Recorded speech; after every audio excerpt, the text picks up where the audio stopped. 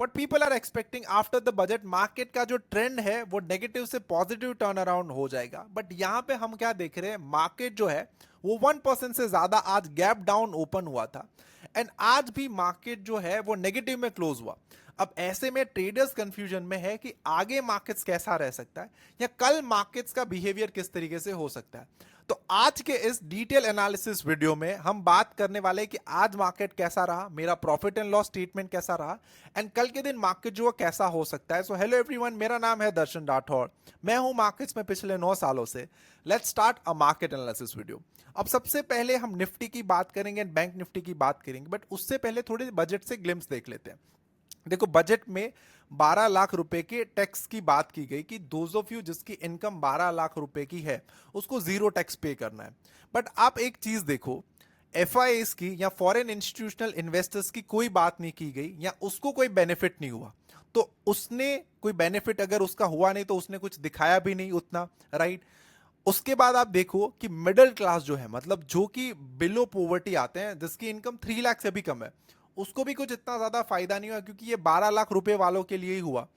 तो ये जो दो वर्ग है उसके लिए कुछ बात नहीं की गई, इसी वजह से मार्केट्स में हमें कुछ भी पॉजिटिव देखने नहीं मिला। अगर यही चीज पॉजिटिव मार्केट्स में हुई होती तो फिर मार्केट जो है वो गैप अप ओपन हो सकता था, मार्केट का ज्यादा ऊपर जा सकता था। बट नेगेटिव मार्केट्स में, जहां पे मार्केट्स के सेंटिमेंट्स नेगेटिव है, एफआईएस क्लियरली सेल कर रहे हैं, ओवरऑल इकोनॉमी जो है वो डाउन है, उस पर सिर्फ और सिर्फ एक दो चीजें चेंज करने से इकोनॉमी जो है वो ग्रोथ में नहीं हो जा सकती, राइट। तो इसी वजह से मार्केट का अभी भी जो ट्रेंड है वो नेगेटिव है, और जहां पे भी हमें वीकनेस दिख रही है हमें मार्केट्स में शॉर्ट सेल करना चाहिए। अब अगर आप निफ्टी में देखो तो इंपॉर्टेंट लेवल हमारे पास कौन कौन से हैं। देखो, 23,600 के बीच में और 22,800 के बीच में निफ्टी जो है वो कंसोलिडेट कर रहा है। अब यहां पे अगर निफ्टी को ऊपर जाना है तो दो चीजें सबसे पहले करनी पड़ेगी, 50 मूविंग एवरेज को ब्रेक करना पड़ेगा एंड 200 ईएमए को ब्रेक करना पड़ेगा, एंड उसी के साथ ये लेवल भी ब्रेक करना पड़ेगा। तो मार्केट एक्सट्रीम बुलिश तो तभी होगा कि जब ये दोनों मूविंग एवरेज के ऊपर जो है वो ट्रेड करने लग जाए। सेकेंड, गिर कब सकता है, हमें यहां पे क्या करना है कि जो भी बेसिकली आज का लो है 23,215 का, जैसे ही ये ब्रेक होता है यहां पे हम एक शॉर्ट साइड की अपॉर्चुनिटी फाइंड करके निफ्टी में शॉर्ट साइड की पोजीशंस बना सकते हैं। तो ये बेसिकली मेरा एनालिसिस था निफ्टी के ऊपर। बहुत बड़े गैप अप में कोई पोजीशन नहीं बनानी, बहुत ज्यादा गैप डाउन में कोई पोजीशन नहीं बनानी। और एक चीज ध्यान में रख लो कि जब भी कोई बहुत बड़ा ट्रेंड आ जाता है मार्केट्स में, उसके बाद मार्केट जो है थोड़े से पीरियड ऑफ टाइम तक साइडवेज रह जाता है। अब हम बात करते हैं बैंक निफ्टी की कि बैंक निफ्टी ज्यादा कंसोलिडेट कर रहा है compare to the Nifty, and bank Nifty ज्यादा ऊपर गया था कंपेयर टू द निफ्टी। अब बजट के दिन भी हमें ज्यादा जो वोलेटिलिटी है वो बैंक निफ्टी में देखने मिली कंपेयर टू द निफ्टी। अब यहां पे आप देखो 49,800 या 48,000 के रेंज के बीच में बैंक निफ्टी जो है वो कंसोलिडेट कर रहा है, एंड अभी भी बैंक निफ्टी जो है वो 50 एंड 200 ईएमए के नीचे ट्रेड कर रहा है। और आज के दिन तो बेसिकली इसका क्रॉसओवर भी हो गया, जिसे बेसिकली डेथ क्रॉसओवर माना जाता है कि यहां से मार्केट जो और नेगेटिव हो सकता है। तो मेरा भी अभी जो व्यू है ना मार्केट्स को लेके नेक्स्ट 3 मंथ तक, वो कंप्लीट नेगेटिव है। तो अब यहां पे क्या हो सकता है, इस चीज को थोड़ा ध्यान से समझना कि मार्केट को गिरने के लिए उसके पास ज्यादा रूफ नहीं है, राइट। तो मार्केट क्या करेगा, ज्यादा पीरियड ऑफ टाइम तक कंसोलिडेट रहेगा एंड उसके बाद गिरेगा, फिर कंसोलिडेशन, उसके बाद गिरेगा।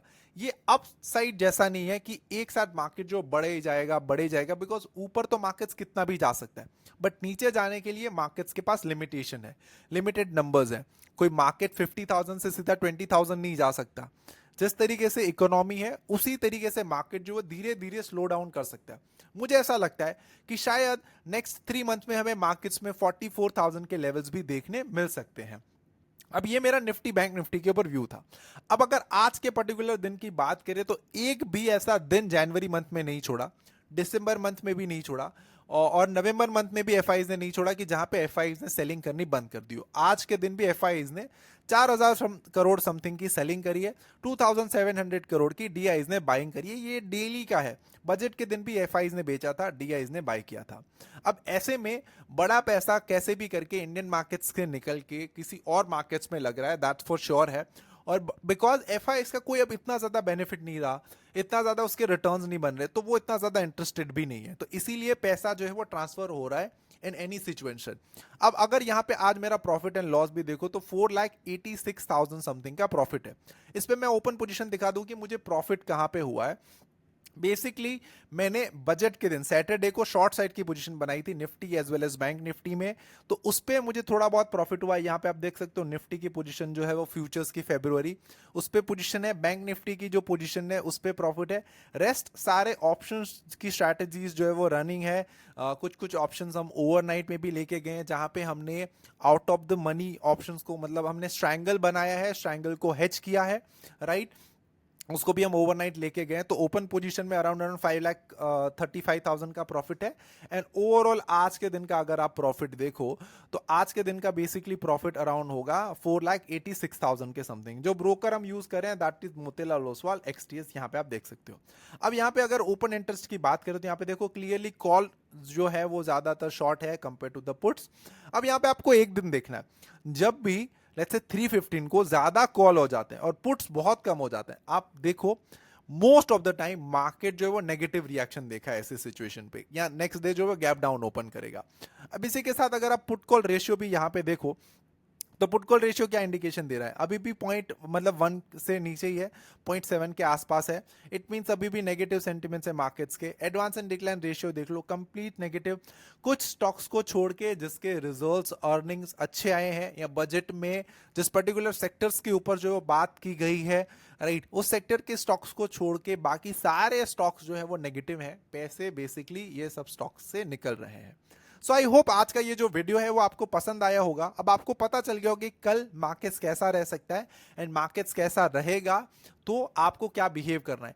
आई होप आपको जो भी चीजें चेंज करनी है, आपको ऐसा लगता है कि दर्शन आप ये इसको बेटर तरीके से बता सकते हो, तो इसके लिए आपको कमेंट्स करने हैं, मुझे बताना है कि सर आप इस टॉपिक को डिटेल में बताओ, ऑप्शन चेंज के ऊपर डिटेल में एनालिसिस करके दिखाओ, FIs DIs के डेटा को थोड़ा डिटेल में डीप डाइव इन करके बताओ, तो वो भी मैं आप सभी लोगों को जो है वो एक्सप्लेन करूंगा। Till then keep watching, keep learning, keep earning money. Thank you so much.